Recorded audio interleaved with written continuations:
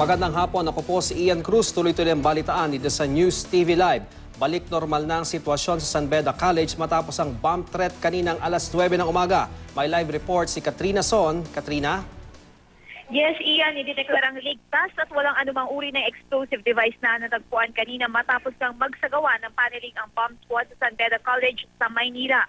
Kaya naman dakong alas 12 ng tanghali ay balik normal na ang sitwasyon at muli nang nagpapasok ng mga estudyante. Pasado alas 9 ng umaga kanina ng palabasin ng mga estudyanteng kasalukuyang nagkaklase. Inanunsyo rin na kailangan nilang evacuate ang lugar. Matapos ito ay isa-isa nang nagdatingan ng mga pulis maging ang bomb squad. Dito na raw nalaman ng mga estudyante na kaya sila pinaalis ay dahil nga sa ulat na may bomb umano o may bomba umano sa campus.